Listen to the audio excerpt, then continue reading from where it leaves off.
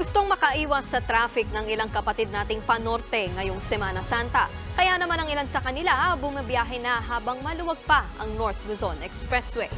Live mula sa NLEX Balintawak, nasa frontline ng balitang yan si Rainiel Pawid. Rainiel, kamusta na ang traffic ngayon dyan? Nikki, wala pa namang pagsikip sa both lanes o parehong lanes nitong Balintawak Toll Plaza simula kaninang umaga hanggang ngayong hapon. Sabi ng NLEX Management, inaasahan yung dagsa ng mga biyahero panorte sa Miyerkules Santo. Mula Batangas, maagang bumiyahe pa Bulacan si Bernard kasama ang kanyang misis. Sa ancestral house nila sa Bulacan, nakagawi ang magsemana Santa. Dahil tapos na ang kanilang mga trabaho, bumiyahe na sila agad. Mas okay yung maaga kasi pag inano mo sa mga susunod na araw pa sigurado matraffic na yan eh. At saka kasi importante ngayong araw na to kasi may reunion kami.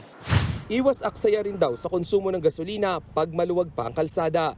Siyempre mas malakas pag traffic eh. Kasi mahaba yung andar.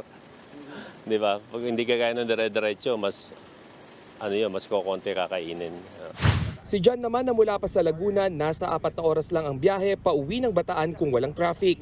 Nadala na raw siyang makipagsabayan sa bugso ng mga biyahero tuwing mahal na araw.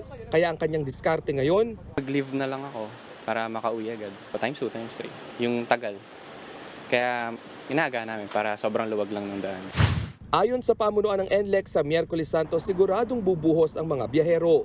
Para noong time po ng Wednesday, hanggang pahapon and then gabi po, marami na po tayong mga motorista ang pauwi ng probinsya.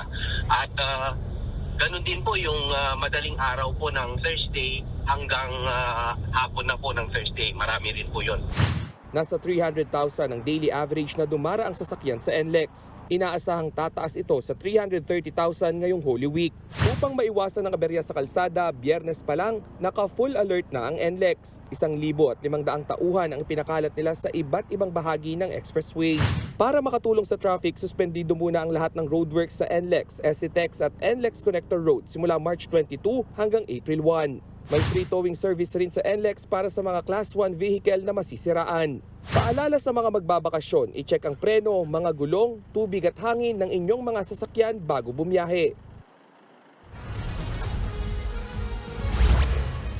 Nikki, nag-abiso nga yung pamunuan ng North Luzon Expressway na mamayang alas 7 ng gabi ay posibleng magkaroon ng build-up dito sa southbound lane ng Toll Plaza dahil nga ito naman yung mga sasakyan na pabalik sa Metro Manila para sa trabaho ngayong darating na Lunes. Sabi naman nila, mas maganda na magpakabit na ng RFID sticker itong mga biyahero para iwas hassle sa kanilang mga biyahe. Nikki.